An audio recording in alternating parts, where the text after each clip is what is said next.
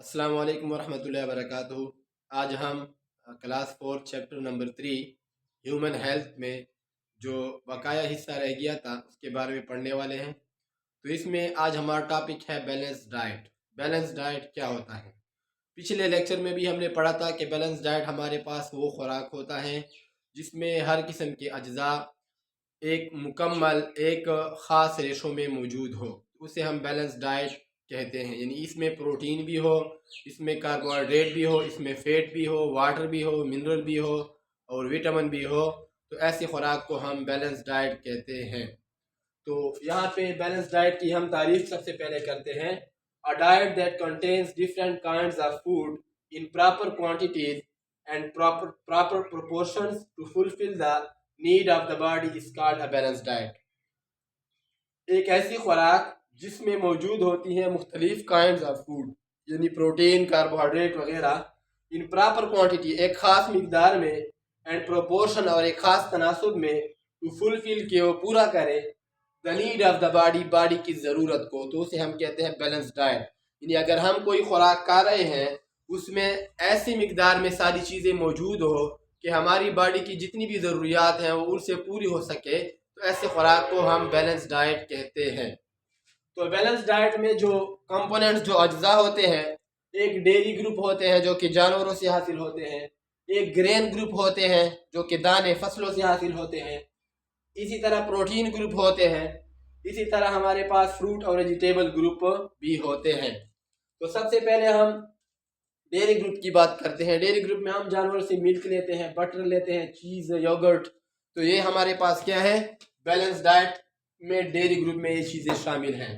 इसी तरह grain group में वीट है, राइस है, बरले हैं, मैज है, परल मिलेट है, और इस तरह पल्सिस है। ये सब हमारे पास ग्रेन ग्रुप में आती हैं, यानी जिनके दाने होते हैं।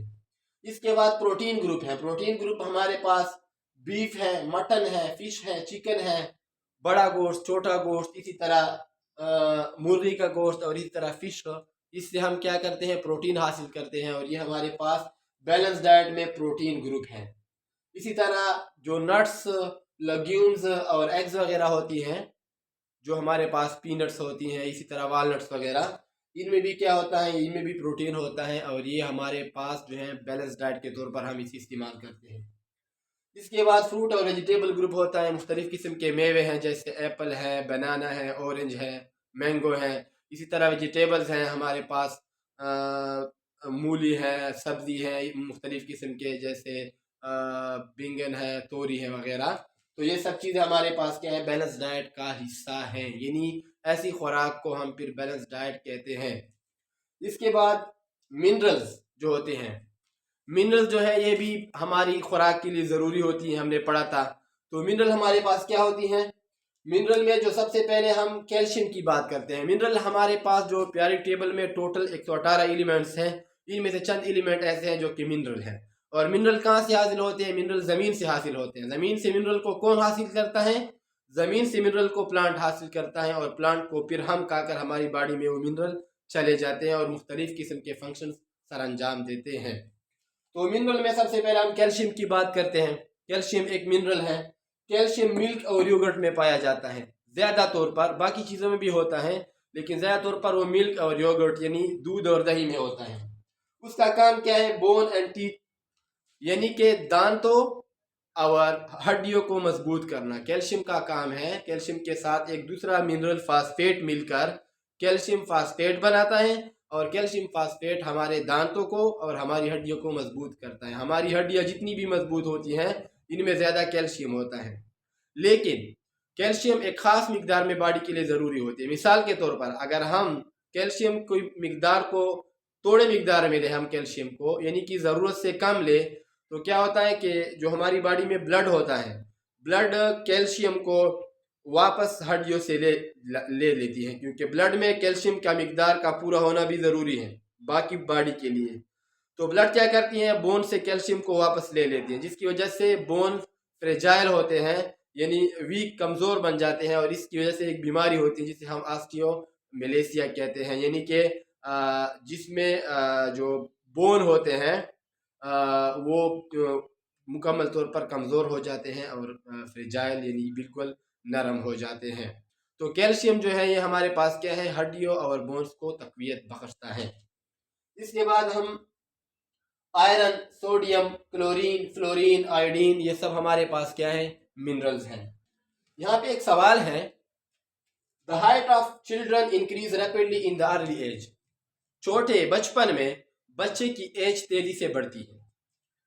What type of food they should take more at this age. इस उम्र में उसको कौन सी खुराक लेनी चाहिए, यानी कि बचपन में बच्चे की बॉडी का जो साइज होता है वो तेजी से बढ़ता है, तो इस उम्र में उसे कौन सी किस्म की खुराक लेनी चाहिए। तो सबसे पहले तो ज़रूरी बात है बैलेंस डाइट लेना चाहिए, यानी कि प्रोटीन भी लेने चाहिए, कार्बोहाइड्रेट भी लेने चाहिए, फैट्स भी लेने चाहिए, मिनरल्स, वाटर, विटामिन सारे।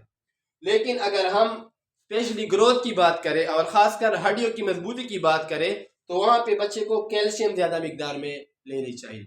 और छोटा बच्चा जो होता है वो माँ का दूध पीता है, और दूध में हमने पढ़ा है कि दूध में कैल्शियम की मिकदार ज़्यादा होती है, तो ज़्यादा कैल्शियम की मिकदार की वजह से उसकी बॉडी मजबूत बन जाती है, और ज़्यादा से ज़्यादा जो है ना उसकी जो ग्रोथ होती है वो रैपिड होती है, यानी तेज़ होती है। इसके बाद हम बात करते हैं वाटर की। वाटर जो है ये भी बैलेंस डाइट में शामिल है, हमारी खुराक का हिस्सा है और हमारी बॉडी के लिए ज़रूरी है। हमारी बॉडी का जो 60% वेट है वो वाटर की शक्ल में है, और कौन से वाटर की शक्ल में, ब्लड की शक्ल में। ब्लड जो है, ब्लड के दो हिस्से होते हैं, ब्लड के दो हिस्से होते हैं, एक होता है प्लाज्मा और एक होता है रेड ब्लड सेल। एक रेड ब्लड सेल्स होते हैं यानी कि ब्लड के खुलिये होते हैं, और दूसरा प्लाज्मा होता है जो कि लिक्विड पोर्शन ऑफ ब्लड होता है। तो प्लाज्मा में सारा का सारा क्या होता है, वाटर होता है, और इसी वाटर की मदद से पूरी बॉडी में जो है ना हर चीज़ की ट्रांसपोर्टेशन होती है। इसके साथ साथ ब्लड में सब कुछ मिनरल भी होते हैं, ब्लड में वाइट ब्लड सेल्स भी होते हैं, ब्लड में मुख्तलिफ़ किस्म के विटामिन भी होते हैं, मुख्तलिफ़ किस्म की सारी चीज़ें जब हम कोई दवाई वगैरह खाते हैं सब कुछ जाके ब्लड में शामिल हो जाता है, ऑक्सीजन भी ब्लड में होता है। इसके बाद पॉल्यूशन की बात करते हैं। जब वाटर पॉल्यूट होता है तो पॉल्यूटेड वाटर जो है इससे मुख्तलिफ किस्म की बीमारियां फैलती हैं। यहाँ पे हमने नाम लिखे हैं कॉलरा, हैजा, टाइफाइड जिसे हम मियादी बुखार कहते हैं, और साथ साथ में हेपेटाइटिस यानी सरतान जो कि जिगर की खराबी का मरद है, हेपेटाइटिस जिसे हम उर्दू में सरतान कहते हैं। हमने बात की थी ITIS की, यानी कि साइंसी जबान में जब किसी चीज नाम के पीछे ITIS आए तो इसका मतलब होता है इन्फ्लेमेशन। तो हेपेटा जो है ये साइंसी नाम है जिगर का, यानी लीवर का। तो हेपेटाइटिस का मतलब है इन्फ्लेमेशन ऑफ लीवर, यानी लीवर का इन्फ्लेम हो जाना। इसके बाद फ्रॉम होम्स, यानी जो वाटर पॉल्यूट होता है वो कहाँ से पॉल्यूट हो जाता है, घरों से, फैक्ट्रियों से। इसी तरह इंसेक्टिसाइड्स जो स्प्रे वगैरह हम फसलों पर करते हैं इंसेक्ट्स को मारने के लिए, फर्टिलाइजर्स जो खाद वगैरह हम डालते हैं, और इस तरह गार्बेज जो गंदगी के ढेर हमने लगाए होते हैं, ये सब क्या करते हैं, हमारी वाटर को पॉल्यूट करते हैं, यानी गंदा कर रहे हैं। तो ये असल में क्या है, ये हमारे पास पॉल्यूटेंट्स हैं। पॉल्यूटेंट्स वो एजेंट्स, वो चीज़ें होती हैं जो कि किसी चीज़ को पॉल्यूट करती हैं, उसे हम कहते हैं पॉल्यूटेंट्स। इसके बाद टॉपिक है make water clean suitable for drinking. पानी को साफ करें यानी कि खुराक यानी पीने के काबिल बनाए। तो यहाँ पे दो तरीके किताब ने लिखे हैं, पहला है बॉइलिंग और दूसरा है फिल्ट्रेशन। बॉइलिंग का मतलब है पानी का उबलना, यानी पानी का जोश में आना, उसको इतना टेम्परेचर देना कि उसके अंदर जो बैक्टीरिया, जो वायरसेस, जो जरासीम वगैरह हैं वो मर जाए, और फिर इस पानी को आप इजीली पी सकें। तो बॉइलिंग में क्या है, हीट अप्लाइड, हीट उसे अप्लाई करते हैं, और इस नतीजे में किल जरम, जो जरम वगैरह होते हैं वो मर जाते हैं, और फिर वो पानी हम पीते हैं।